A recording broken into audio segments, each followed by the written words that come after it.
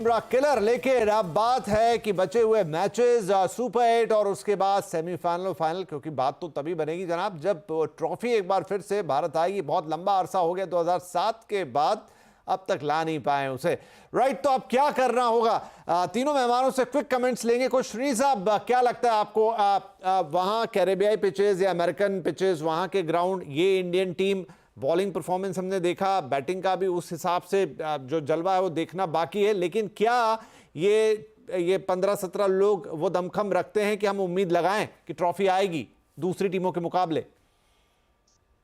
देखिए, इसको आप इसको दो या तीन कंपोनेंट्स में डिवाइड कीजिए। नंबर वन, क्या चाहते हैं हम इंडिया जीते? ऑब्वियसली हम सब चाहते हैं कि इंडिया वर्ल्ड कप जीतना चाहिए, जीत के आना चाहिए, हमको सबको खुशी होगी।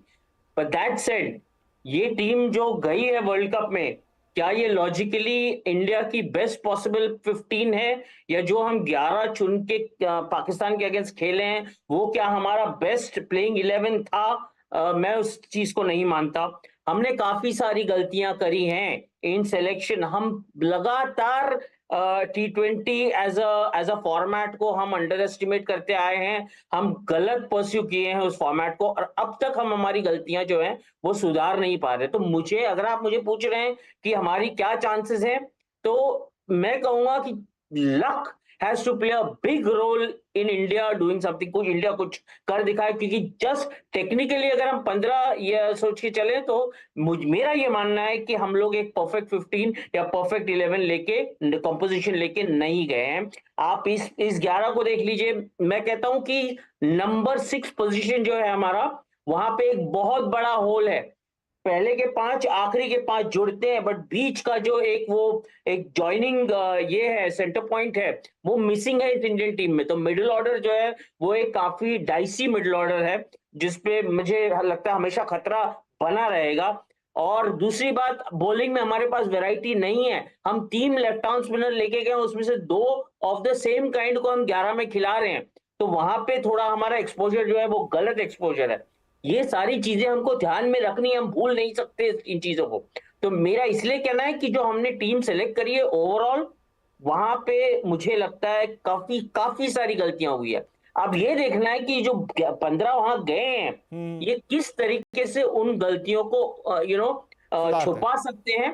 And how can we. रही बात, आपने वो वेस्ट इंडीज वाली बात करी, बिल्कुल सही कहा आपने कि जब हम वेस्ट इंडीज जाएंगे कंडीशंस बिल्कुल अलग होंगे।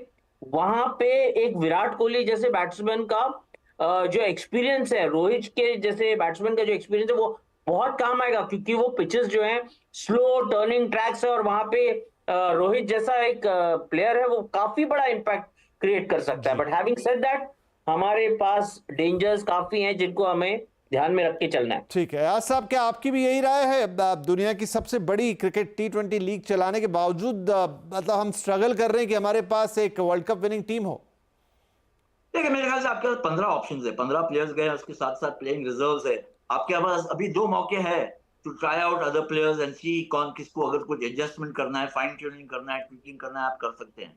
आपके पास तजुर्बा है, आपके पास यंग प्लेयर्स है। परफेक्ट 11 अगर आप पूछे मुझसे, तो मेरे ख्याल से किसी के पास नहीं। मुझे अब तक जो सबसे बेहतरीन टीम नजर आई है, जो अब तक हमने इस टूर्नामेंट में देखी है, वो है ऑस्ट्रेलिया।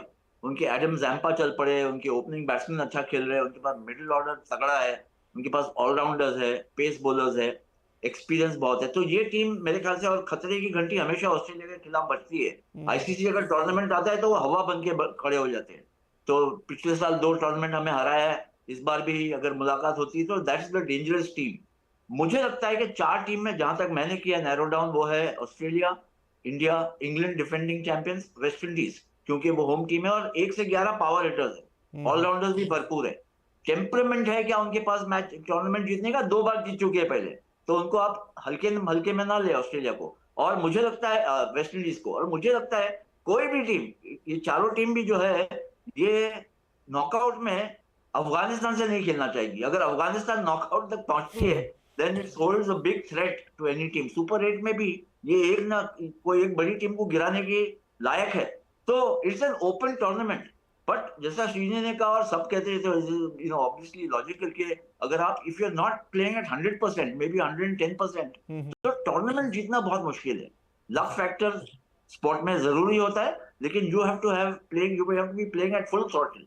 अगर आप नहीं खेलेंगे फुल थ्रॉटल तो फिर it's not going to be easy. जी चंद्रेश, क्विकली भारत के लिए वो एक्स फैक्टर क्या होगा? बुमराह एक हैं, लेकिन बाकी कौन? मुझे लग रहा है कि आने वाले दिनों में कुलदीप यादव बन सकते हैं वो एक्स फैक्टर, जिनको अब तक आपने उतारा नहीं है। वो आपने उनको बचा के रखा है, छिपा के रखा है, क्योंकि आपको लग रहा है कि इंटरनेट दुनिया भर में पहुंचा नहीं है, सिर्फ इंडिया में है और लोगों को पता नहीं उनकी गेंदबाजी के बारे में। तो शायद अगर जब वो उनको उतारेंगे तब पता चलेगा सबको कि वो भी एक खिलाड़ी है जिन पर आप भरोसा कर सकते हैं, क्योंकि वो जो गेंदबाजी करते हैं, जैसे श्रीनी ने कहा विविधता के बारे में, the lack of variety in the bowling, कहीं ना कहीं मुझे लग रहा है कि कल के प्रदर्शन के बाद और काफी दिनों से ये साफ हो रहा है कि रविंद्र जडेजा जो है वो T20 में शायद T20 उनका स्ट्रॉन्गेस्ट फॉर्मेट नहीं है। अक्षर पटेल उनसे थोड़ा आगे है इस वक्त, और मेरे ख्याल से वो एक जगह बनते हुए मुझे नजर आ रहा है आने वाले दिनों में कि आप कुलदीप को, जब हम वेस्ट इंडीज जाएंगे सुपर 8 के मुकाबला खेलने के लिए, तो शायद तब आप देखोगे कि वहां पर कुलदीप खेलेंगे और अक्षर और जडेजा में से कोई एक ही खेल पाएगा, और मुझे लग रहा है वो अक्षर होना चाहिए ना कि जडेजा। ठीक है जी, जैसा आपने कहा, लेकिन कि वो 20 घंटे बड़े इंपॉर्टेंट है अब टीम इंडिया के लिए, जो आने वाले उनके मैचेस है। बाकी अभी टूर्नामेंट की शुरुआत है, ठीक है, हमने पाकिस्तान को हराया, एक इमोशनल लेवल पर बहुत बड़ी जीत होती है टीम इंडिया के लिए और इंडियंस के लिए, लेकिन मसला तो वर्ल्ड कप का है, वो लाना है तो उसके लिए रास्ता अभी लंबा है। बहुत सारी चीजें हैं जिसे अभी टीम इंडिया को देखना होगा, चेक एंड बैलेंसेस लगाने होंगे, परफॉर्म करना होगा एज एन यूनिट, और हम सब मिलके उनके बारे में बात करेंगे ही करेंगे। बहुत शुक्रिया आप तीनों ही मेहमानों का, और आगे इस टूर्नामेंट के दौरान फिर हमारी मुलाकात होगी, फिर चर्चा को आगे बढ़ाएंगे। नमस्कार।